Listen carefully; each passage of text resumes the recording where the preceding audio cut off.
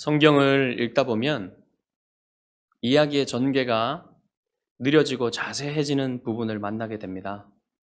그런 부분은 하나님의 계시가 풍성하고 중요한 계시가 시작되는 곳이에요. 하나님의 구속의 역사에 중요한 변화가 일어나는 부분입니다. 여러분, 성경이 약 1600년 정도의 계시의 기간을 가지고 있어요. 성경이 쓰여지고 끝나는 창세기부터 요한계시록까지 한 1600년 정도 성경이 기록되었다고 봅니다. 그러면 여러분, 그 긴 기간, 물론 이제 기록된 기간은 그렇지만 아담으로부터 하면 더 훨씬 길어지겠죠? 그 긴 기간에 아주 집약적으로 많이 성경 가운데 기록한 부분이 어디일까요? 신약 성경 전체가 여러분 계시의 기간은 100년밖에 안 됩니다. 한 100년 정도 되는 기간에 신약 성경 전체가 들어있어요. 그리고 그 신약 성경에 아주 많은 부분이 예수님의 공생애에 할애되어 있습니다. 그러니까 이것은 무엇을 보여주는 겁니까? 하나님의 계시의 가장 밝은 부분이 바로 예수님의 공생의 기간과 더 엄밀하게 말하면 예수님의 십자가와 부활에 있다는 얘기예요. 여러분, 창세기 3장까지 무슨 일이 있었습니까? 창조와 타락을 보여주셨죠. 그리고 나서 타락 이후에 급격히 빨라집니다. 이야기의 전개가 쫙 빨라지면서 노아까지 가요. 노아에 가면은 이제 하나님을 아는 사람들, 하나님을 경외하는 사람들, 예배하는 사람들이 희박해져요.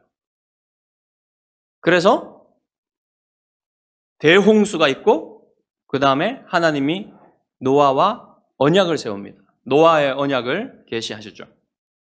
그리고 나서 또다시 노아 이후로 전개가 확 빨라져서 아브라함까지 가요. 아브라함 때에 이르면 또다시 사람들이 하나님을 알지 못하고 하나님께 예배하지도 않는 그런 시대가 됩니다. 아브라함조차도 달신을 숭배하는 그런 집안의 사람이었어요. 네, 하나님이 결정적으로 아브라함을 부르셔서 아브라함과 언약을 맺으시고 이 언약을 실행하시는 역사가 비교적 상세하게 느리게 족장시대의 창세기 그 이후 부분들에 나오게 되죠. 그때 하나님이 이 언약을, 아브라함 언약을 실행하시고 지키시는 신실하신 하나님, 그 하나님의 이야기를 풍성하게 우리에게 들려주시죠. 그리고 나서 족장시대가 끝나고 요셉 이야기가 끝나고요.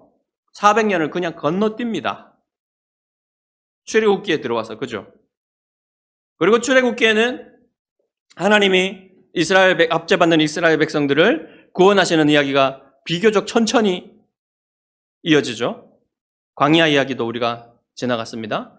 그리고 오늘 본문에 출애굽기 19장에 이르면 갑자기 전개가 느려져요. 아주 급격히 느려지고 자세해집니다. 그러니까 여기에 아주 중요한 계시가 이루어질 것이라고 여러분 기대할 수 있겠죠. 여기 얼마나 느려지냐면요. 여기 시내산에서 1년도 채 되지 않는다 그랬어요. 있었던 기간이. 이 시내산에서 있었던 기간에 주어진 계시가 얼마만큼 많은 분량이냐면 출애굽기 19장부터 출애굽기 40장까지, 그 다음에 레위기 전체, 그리고 민수기 10장 10절까지 계속됩니다. 엄청나게 자세한 계시가 주어져요. 그리고 전개가 1년밖에 되지 않습니다. 자, 이 내용은 다 좁게 말해서는 옛 언약 또는 시내산 언약이라고 하는 모세 언약을 계시하시는 거예요. 여기서 하나님이 이스라엘 백성과 언약을 맺으시는 겁니다. 그 언약을 주시는 거예요. 자, 여기에 앞으로 이제 여러분이 출애굽기 이후에 읽는 구약 성경의 모든 내용들은 이 모세 언약과 관련이 있습니다. 엄청나게 중요한 것이죠. 이 19장은 계시의 시작 부분이, 이 계시의 시작 부분입니다. 하나님이 이제 이스라엘 백성과 언약을 맺으시려 하고 있죠. 이 언약의 의미는 마치 약혼에서 결혼으로 가는 거랑 비슷한 거예요. 이미 이스라엘 백성이 하나님의 백성이죠. 그러니까 이 언약은, 이제 맺으려고 하는 이 언약은 하나님의 백성이 되는 그런 언약이 아니에요. 이미 하나님의 백성이기 때문에. 이스라엘 백성은 아브라함 언약에 따라서 이미 하나님의 백성입니다. 그런데 이 언약을 통해서 마치 약혼을 한 백성이 결혼식을 하는 것처럼 더 친밀하고 더 결속력 있는 관계로 들어가게 되는 거예요. 그것을 위해서 하나님이 지금 언약을 맺으시려 하고 있는 겁니다. 그 일을 지금 하나님이 하시고 계시는 거죠. 자, 오늘 본문은 조금 더 큰 덩어리로 봐야지 이해가 쉽습니다. 19장, 여기 19장 전체는 하나님이 이스라엘과 언약을 맺으시기 위한 준비를 시키시는 내용이에요. 그 다음에 24장까지 이게 한 덩어리거든요. 24장은 뭐냐면 언약식을 거행하는 거예요. 24장의 내용은. 그러니까 결혼식을 하듯이 준비를 하고 19장에는 24장에는 언약식을 맺고요. 그 중간에 20장에서 23장까지 있죠. 그 내용이 뭐냐면 언약의 내용을 알려주시는 겁니다. 네. 그 언약의 내용이 뭐냐면 뭐예요? 십계명이겠죠. 십계명은 이스라엘 백성에게 하나님이 알려주시는 이스라엘 백성이 어떻게 살아야 되는지, 언약 백성으로서 일반 원리, 그러니까 헌법의 일반 원리를 알려주시는 겁니다. 이스라엘 나라의 헌법이 이제 계시되는데 그게 하나님의 율법의 내용이에요. 그 헌법의 일반 원리가 십계명입니다. 그리고 그 다음에 나오는 모든 율법들은 이 일반 원리를 적용시키는 거예요. 구체적으로. 이렇게 구성되어 있습니다. 근데 오늘 말씀은 이 언약을 맺는 준비를 시키는 과정이에요. 자, 오늘 이 본문은 하나님이 이제 언약을 맺으시기 위해서 내려오셔가지고 이 이스라엘 백성에게 자기 영광을 보여주시는 내용입니다. 네, 보여주세요, 자기 영광을. 여러분, 이때까지 한번 지금 생각해 보십시오. 창세기부터 하나님이 개인에게는, 아브라함 같은 사람에게는 자기를 나타내서 보여주셨죠. 그런데 이렇게 엄청난 숫자인 민족 단위로, 나라 단위로 자기를 나타내신 적은 한 번도 없습니다. 그런데 지금 하나님이 그 민족 전체에게 자기를 나타내 보이시려고 하고 있는 중이에요, 지금. 그런데 문제가 있습니다. 아직 성막도 없고요. 제사장도 없고요. 제사장도 공식적으로 세워지지 않았고 제사 제도도 세워지지 않았습니다. 그런 상태에서 하나님이 백성에게 자신을 드러내시고 하나님을 만나 주시는 것은 그 쉬운 일이 아니에요. 이때까지 왜 그렇게 하지 않으셨겠습니까? 그게 맞지 않는 겁니다. 죄인들을 하나님이 만나 주시는 게 그게 쉬운 일이 아니에요. 그래서 여러분 오늘 보시면 하나님이 이스라엘 백성을 만나 주시는데 매우 두렵고 떨리고 아주 큰 긴장감이 있어요. 그냥 쉽게 만날 수 있는 게 아니라는 거죠. 그래서 이제 여호와께서 어떻게 이스라엘 백성을 만나 주시는지 조건이 있습니다. 그 조건이 충족이 돼야 돼요. 근데 여러분, 이 조건들 속에서도 하나님의 은혜가 있고요, 복음이 들어 있습니다. 이 조건을 만족시킬 사람이 없잖아요. 근데 이 조건을 계시하시지만 그 조건 속에 하나님의 은혜가 있어서 이스라엘 백성이 하나님을 만날 수 있는 겁니다. 우선 하나님이 먼저 인간에게 내려오셔야만 하나님을 만날 수 있는 거예요. 여러분, 사람이 하나님을 만나려고 하늘에 올라갈 수 있습니까? 하나님이 계신 곳으로? 하나님은 하늘에 계시는데, 하늘 성소에 계시는데 누가 하나님께 올라가서 하나님을 만날 수 있겠습니까? 아무도 그럴 수 있는 사람이 없어요. 그러니까 하나님이 직접 사람들이 있는 곳으로 강림을 하셔야만, 내려오셔야만, 사람의 수준으로 내려오셔야만 만날 수 있다는 겁니다. 그것이 오늘 그냥 직접적으로 말하진 않지만 암시되어 있습니다. 하나님이 시내산에 내려오신 거예요.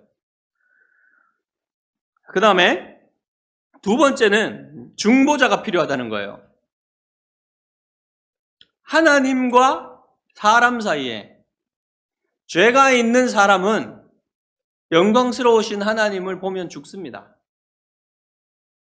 직접 하나님을 만날 수가 없어요. 그러니까 하나님과 사람 사이에 중보자가 있어서 다리가 되어 주셔야만 합니다.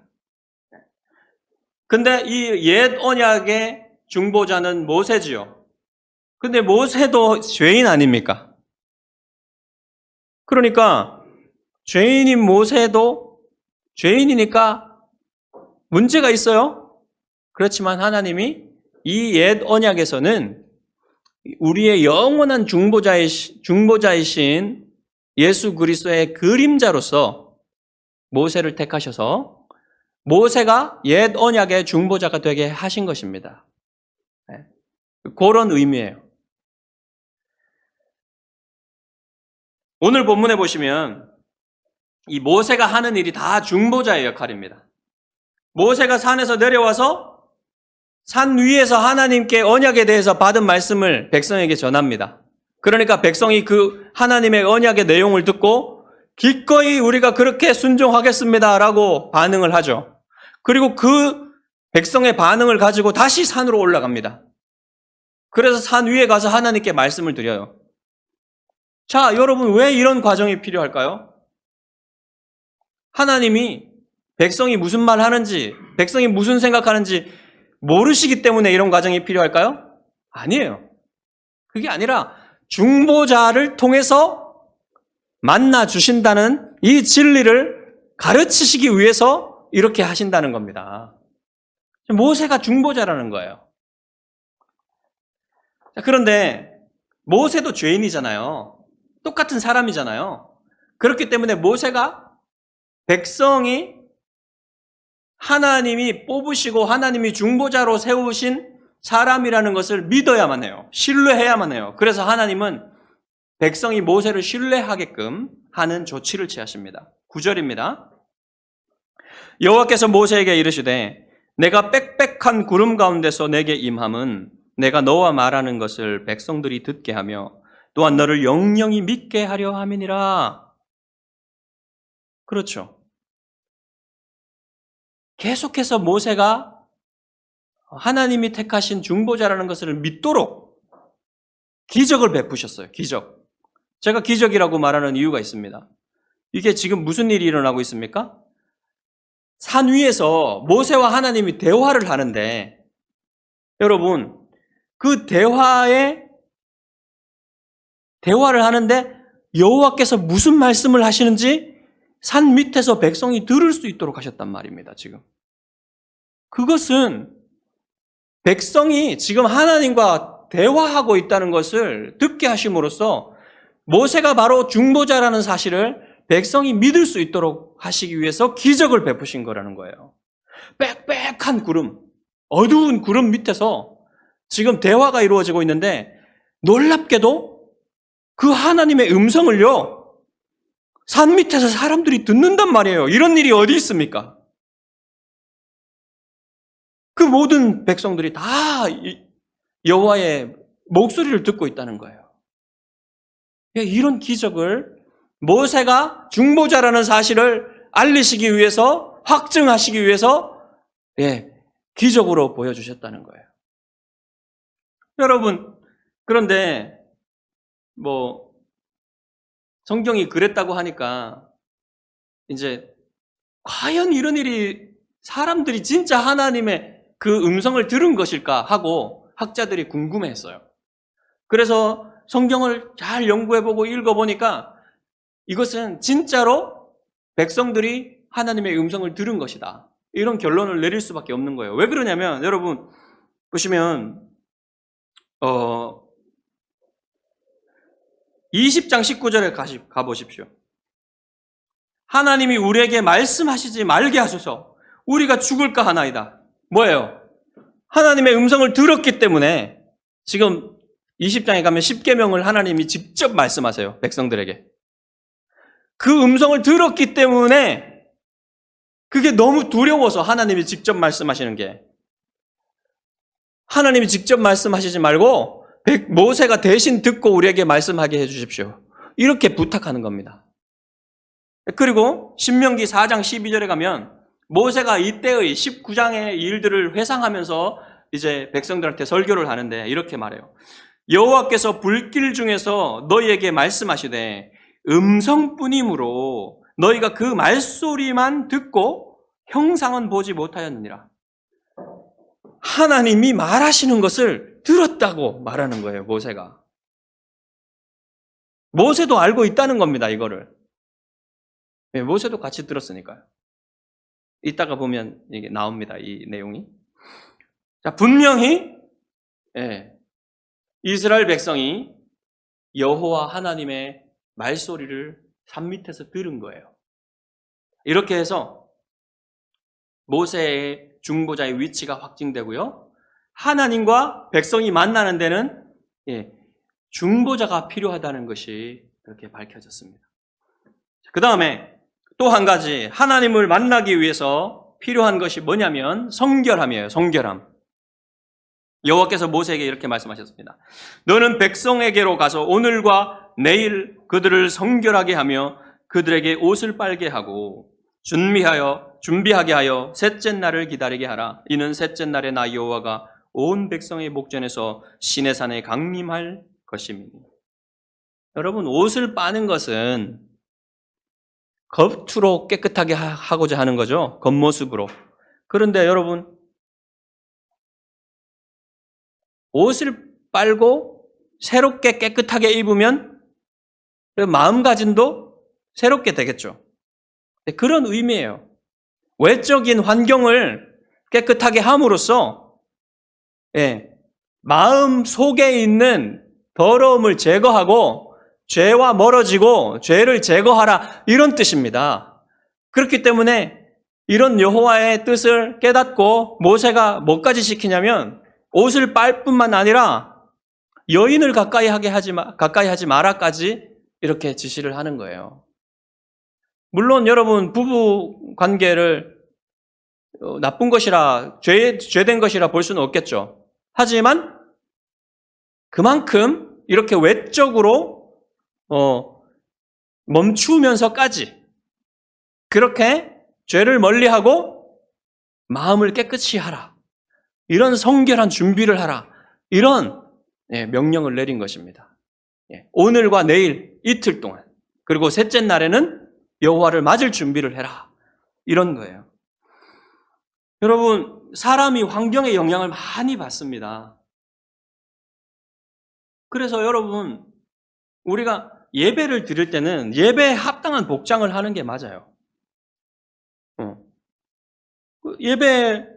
하나님 앞에 예배하러 오는데 그냥 맨 집에서, 집 안에서 입던 옷 입고 신발 신고 이렇게 와가지고는 예배당에서 예배 드리는 것이 맞지가 않습니다. 이것은 누가 봐도 맞지 않는 거예요. 그리고 하나님 앞에서만 그런 게 아니라 같이 예배 드리는 지체들을 생각해서도 그렇게 복장을 갖춰야 돼요. 예배 드리는 복장으로. 그래야만 여러분 마음도 그 복장에 따라서 마음도 하나님 앞에 준비가 되는 겁니다. 그래서 중요해요, 여러분. 복장을 갖추는 것. 이런 것들이 마음을 하나님 앞에 준비하는데 중요한 일입니다. 오늘날 너무 이런 것들이 흐트러져서 이런 것을 강조할 필요가 생겼어요, 다시금. 그리고 마지막으로 이제 하나님을 만나기 위해 필요한 것이 뭐냐면요. 건강한 두려움이에요. 너는 백성을 위하여 주위의 경계를 정하고 이르기를 너희는 산과 산에 오르거나 그 경계를 침범하지 말지니 산을 침범하는 자는 반드시 죽임을 당할 것이라. 여러분, 오늘날 그리스도인들은요, 하나님을 만나는 데 대한 두려움을 거의 상실했어요. 그러니까 건강한 두려움이 없어요. 두려움도 건강하지 않은 두려움이 있고 건강한 두려움이 있습니다. 건강한 두려움은 하나님 앞에 올바른 마음을 갖게 하고요.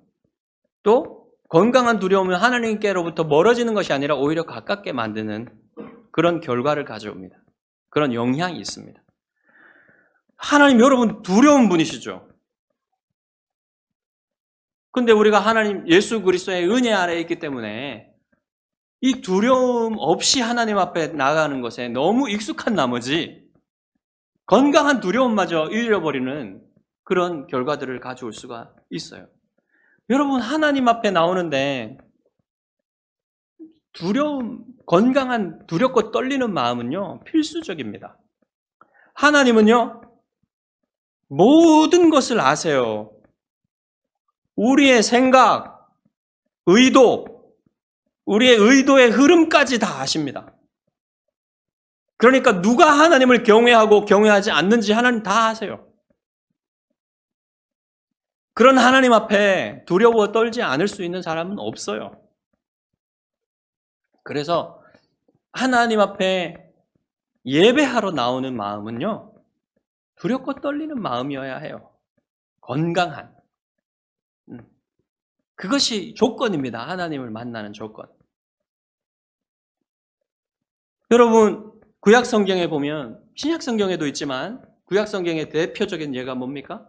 하나님이 명령하시지 않은 불을 담아서 하나님께 향을 드리다가 즉결 심판을 당한 아론의 아들 나답과 아비후가 있죠. 이 사람들이 제사장이지만 여호와께로부터 즉결적으로 불이 나와가지고 그들을 삼켜버렸습니다. 두려운 부분이에요. 하나님 앞에 예배하는 것은. 오늘날로 말하자면요. 예배를 이단적으로 드리니까 하나님이 즉결 심판하신 거랑 마찬가지예요. 하나님이 즉결 심판하시는 일은 잘 없지만 그런 일이 오늘날도 있을 수 있습니다. 22절에 보면 제사장들조차 산에 가까이 하지 못하도록 했어요. 근데 이상하죠. 당시에는 아직 제사장 제도가 세워지지 않았어요. 그런데 제사장이 있다고 말합니다.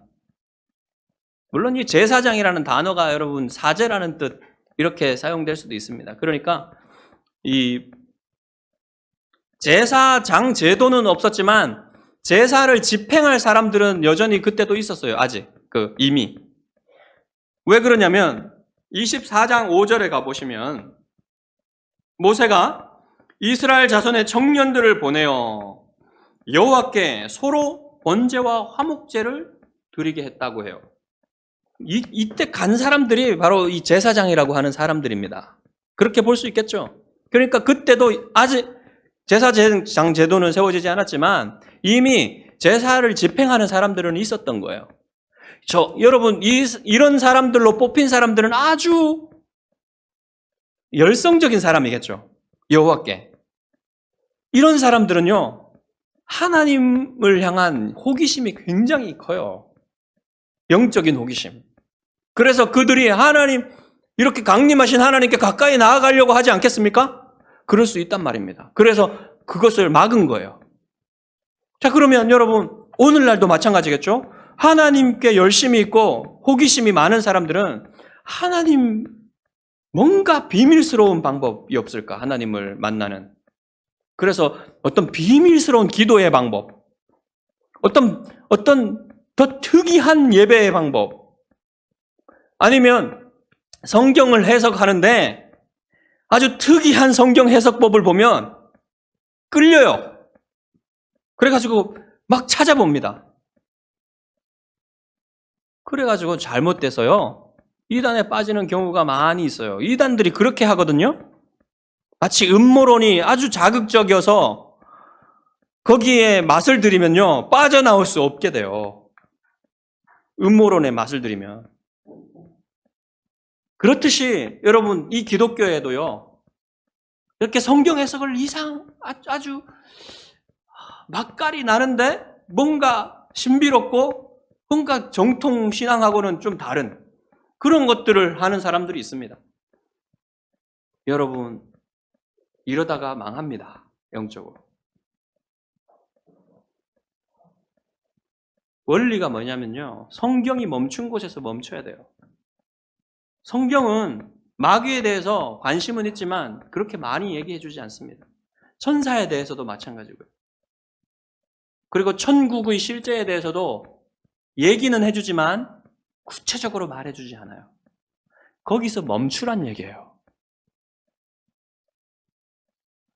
그런데 뭐 그런 것들 뭔가가 더 알 수 있는 게 있지 않을까 하고 찾아 들어가다가 여러분, 마귀에게 당합니다.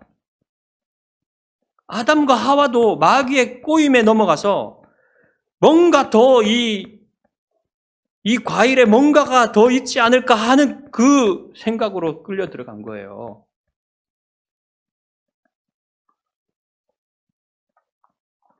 셋째 날 아침에 드디어 여호와께서 이제 더욱 놀라운 광경으로 강림을 하세요. 산 위에. 16절부터 19절까지 함께 읽어보겠습니다. 시작. 아침에 우레와 번개와 빽빽한 구름이 산 위에 있고 나팔 소리가 매우 크게 들리니 진중에 있는 모든 백성이 다 떨더라. 모세가 하나님을 맞으려고 백성을 거느리고 진에서 나오매 그들이 산기슭에 서 있는데 시내산에 연기가 자욱하니 여호와께서 불 가운데서 거기 강림하심이라. 그 연기가 옹기가마 연기같이 떠오르고 온 산이 크게 진동하며 나팔 소리가 점점 커질 때에 모세가 말한즉 하나님이 음성으로 대답하시더라. 여러분, 이 광경을 마음속으로 한번 상상해 보십시오. 이게 엄청난 광경입니다. 지금 하나님이 시내산 위에 강림을 하셨어요. 내려오셨어요.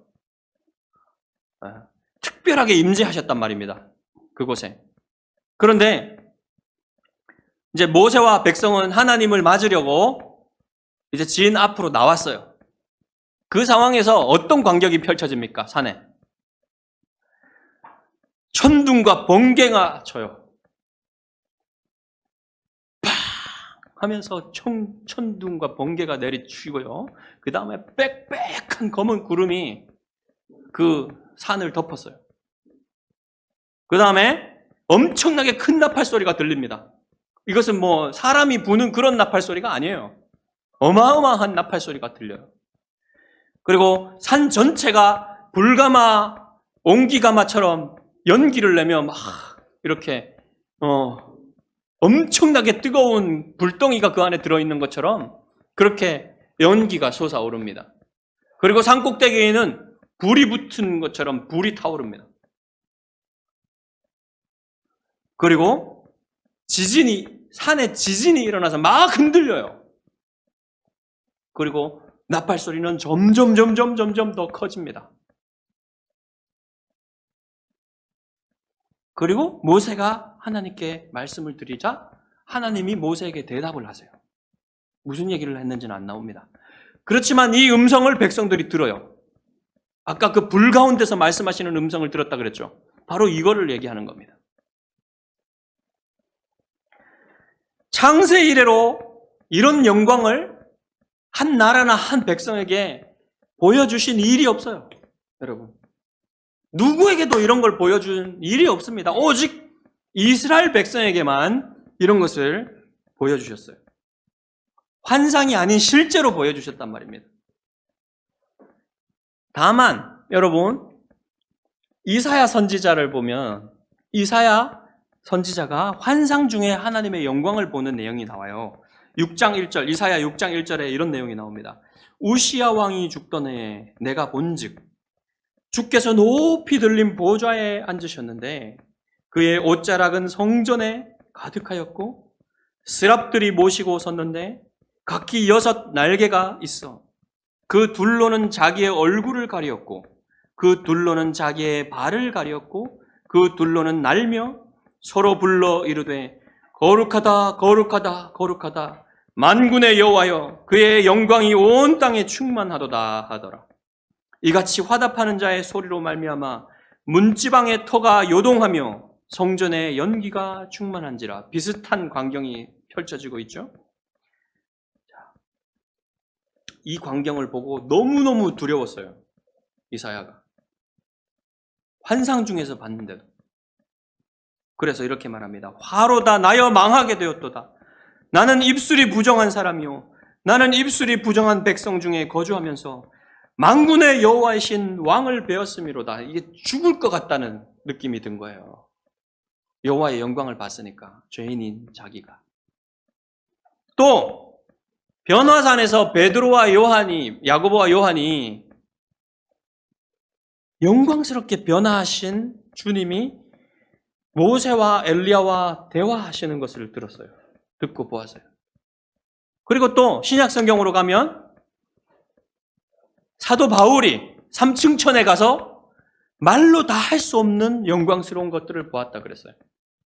그 다음에 요한계시록으로 가보면 사도 요한이 반모섬에서 엄청난 광경을 보게 됩니다. 무슨 광경이냐면 천사들과 모든 구원받은 사람들과 모든 피조물들이 다 모여서 영광스러우신 하나님과 어린 양께 예배를 드리는 거예요. 이것을 요한이 보고 요한계시록에 기록했던 겁니다. 여러분, 이 모든 것들이 지금 여러분에게 무슨 말씀을 하고 있는 거예요?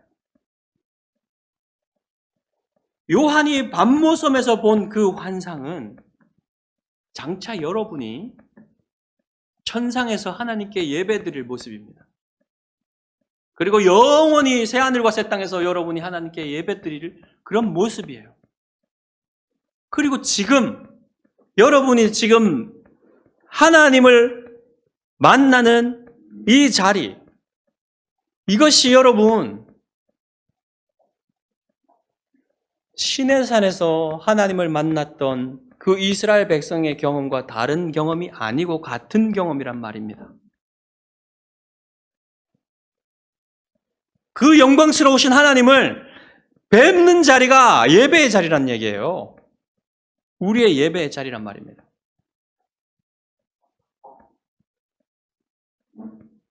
여러분, 하나님이 이 자리에 오시는 거예요. 임재하시는 거예요.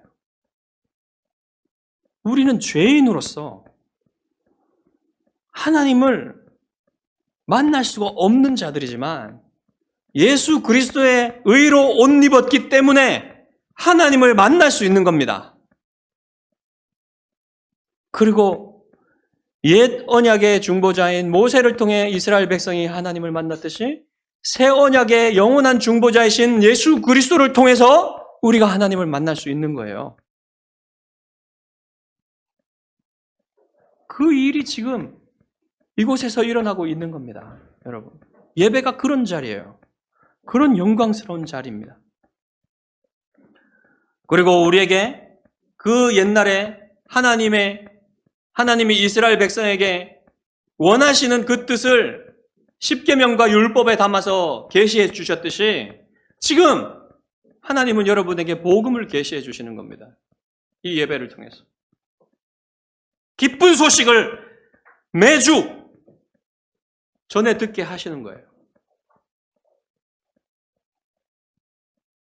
그리하여 우리는 이 광야 같은 세상을 살아갈 때 여러분 우리가 나그네와 같고 외국인과 같이 그렇게 이 땅을 살아가지만 우리는 장차 올 영광을 소망하면서 이미 그 장차 올 소망을 이미 받은 사람처럼 그렇게 하나님을 예배하고 섬기고 이 땅을 살아가고 있는 것입니다.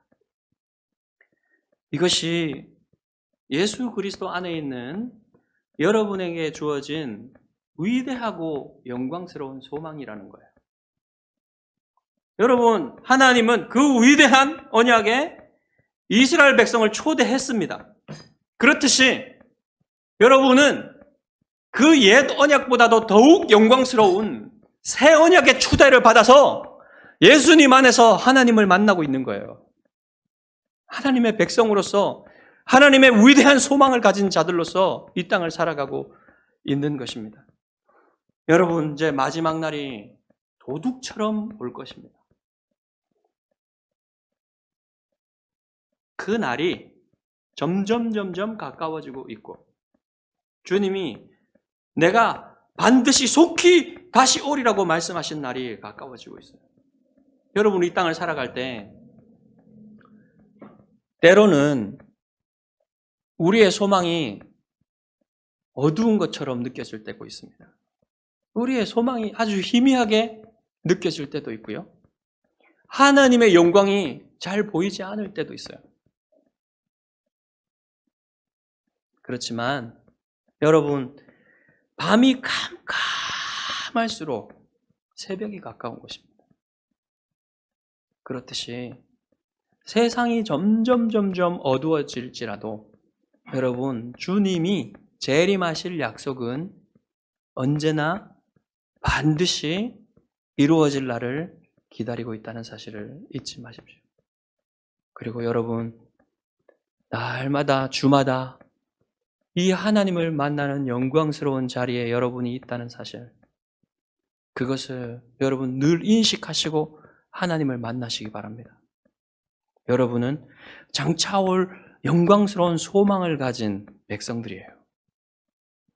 이 소망을 가지고 이 나그네 길, 외국인과 같은 이 광야 길을 여러분 하나님을 기쁘게 섬기면서 믿음으로 걸어가는 여러분 되시기를 주님의 이름으로 축복합니다. 기도하겠습니다.